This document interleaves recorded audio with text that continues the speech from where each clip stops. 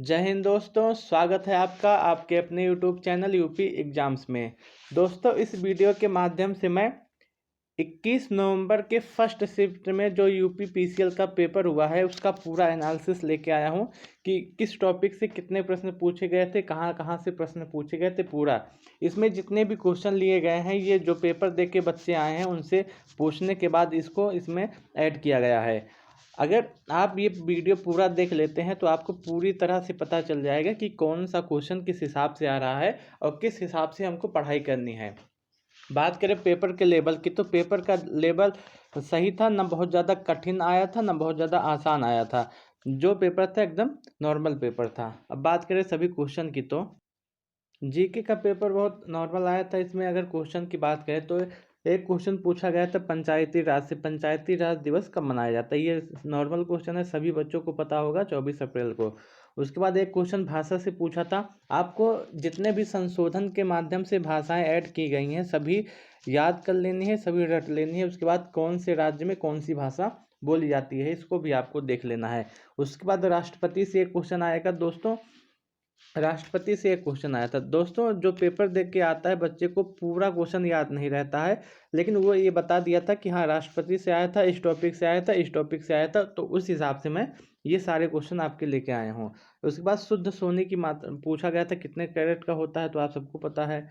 उसके बाद 24 कैरेट का। उसके बाद एलोरा की गुफा एक पूछी गई थी, ये कहाँ पे है तो ये महाराष्ट्र में है। उसके बाद एक नाथुला दर्रा पूछा था कि ये कहाँ पे है तो ये सिक्किम में है। और बात करें करंट अफेयर की तो करंट अफेयर से ज़्यादा क्वेश्चन नहीं बन रहे हैं, 3 से 4 क्वेश्चन बन रहे हैं। उसमें अगर आप लास्ट के 6 मंथ का करंट अफेयर आप देख के चले जाते हैं तो आपका लगभग सभी करंट अफेयर बन जाएगा।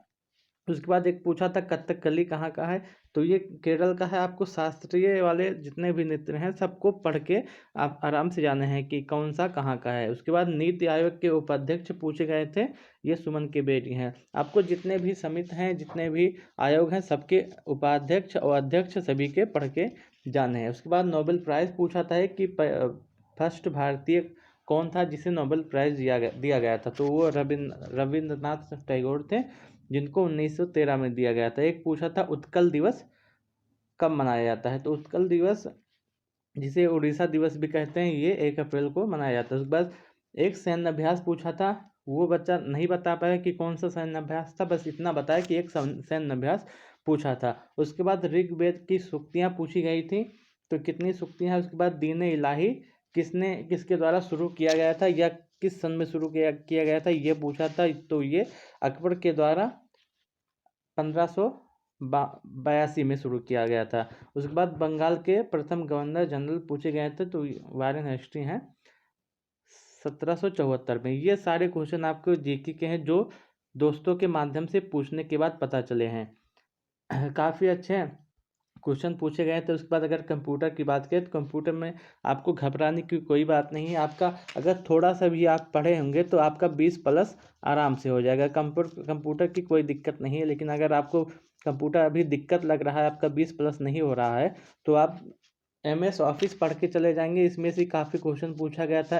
इस जो आज पहली शिफ्ट में आपका एग्ज़ाम हुआ था 21 नवंबर की, तो उसमें ज़्यादा एक्सेल से क्वेश्चन पूछे गए थे, तो आप एक्सेल पूरी तरह से पढ़ के चले जाइएगा। उसके बाद MS ऑफिस के अंतर्गत पावर पॉइंट भी आता है, वर्ड भी आता है, तो आप अगर MS ऑफिस ही सही से पढ़ के चले जाएंगे तब भी आपका 8 से 10 क्वेश्चन हो जाएगा। उसके बाद शॉर्ट फॉर्म भी आए थे।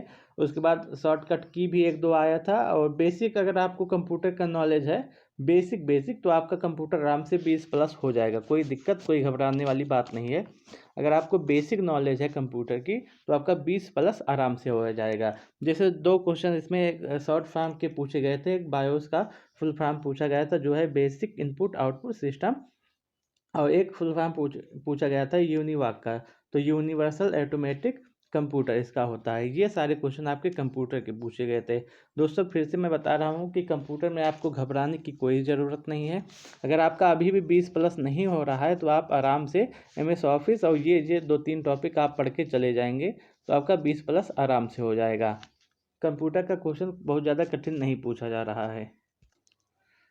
जो दोस्तों के माध्यम से पूछने के बाद पता चला है उसमें ये बताया है कि हिंदी का पेपर थोड़ा कठिन लेवल का आ रहा है। अगर उसमें हिंदी में अगर आप 45 से 50 कर लेते हैं तो आप एक अच्छे स्कोर के अंतर्गत आ जाएंगे। हिंदी में ज़्यादा वर्ड पावर से आपके क्वेश्चन पूछे जा रहे हैं, जैसे पर्यायवाची से क्वेश्चन पूछा जा रहा है, विलोम से क्वेश्चन पूछा जा रहा है, मुहावरे एवं लोकोक्तियाँ से क्वेश्चन पूछा जा रहा है, तद्भव तत्सम से क्वेश्चन पूछा जा रहा है, वर्तनी से, और पैसेज भी आया था आपका, अनेकार्थी शब्द भी पूछे थे, और रस से एक क्वेश्चन आया था। तो अगर आपको वर्ड पावर आपका मजबूत है तो आपको हिंदी में घबराने की क्वेश्चन नहीं है। और ये भी बात सत्य है, दोस्तों के माध्यम से पूछने के बाद पता चला है कि हिंदी का पेपर थोड़ा कठिन लेवल का आ रहा है, थोड़ा ज़्यादा नहीं लेकिन हाँ थोड़ा सा कठिन लेवल का आ रहा है। तो आप पर्यायवाची हिंदी में विलोम, मुहावरे और लोकोक्तियाँ भी आराम से आप पढ़ के चले जाएंगे, तद्भव तत्सम भी पढ़ के चले जाएंगे, वर्तनी भी आप अगर देख लेंगे तो कोई दिक्कत नहीं होगी। पैसेज तो सबको कर ले जाएंगे, पैसेज नॉर्मल था, और अनेकार्थी शब्द एक था और एक रस का था। तो विलोम में जो पर्यायवाची में जो पूछा गया था वो सूर्य का पूछा गया था शायद, और एक कामदेव का पर्यायवाची शायद पूछा गया था। कंफर्म इस बात में हम कंफर्म नहीं कह सकते हैं। उसके बाद तद्भव तत्सम में काफ़ी क्वेश्चन आप तद्भव तत्सम के इस एग्जाम में देख रहे हैं। तो तद्भव तत्सम में एक पूछा था कि लज्जा का तद्भव कौन सा है, तो लज्जा का तद्भव लाज है। उसके बाद अंबर का अनेकार्थी नहीं है, तो ये ऑप्शन देखने के बाद ये पता चलेगा कि अंबर का अनेकार्थी कौन सा नहीं है।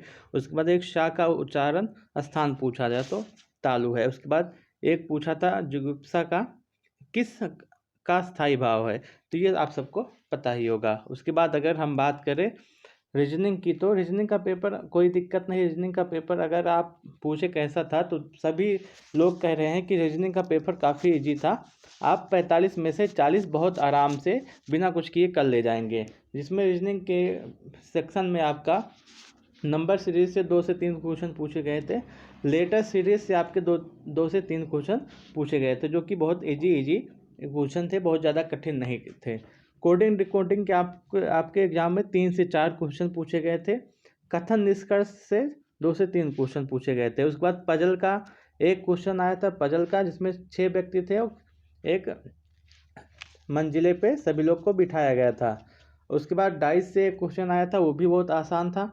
फिगर काउंटिंग से भी एक क्वेश्चन आया था, जो कि कोई दिक्कत नहीं थी, सबका हो गया था। और उसके बाद सिलोगिज्म का 2 क्वेश्चन आया था, और रक्त का 3 से 4 क्वेश्चन आए थे रक्त संबंध से।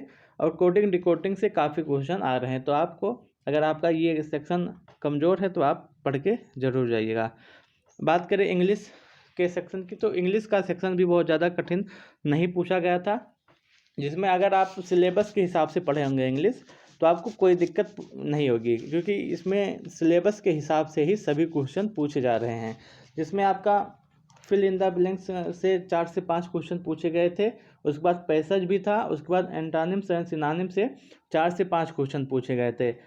डायरेक्ट इनडायरेक्ट से 2 से 3 क्वेश्चन पूछे गए थे। एक्टिव एंड पैसिव से 3 से 4 क्वेश्चन पूछे गए थे।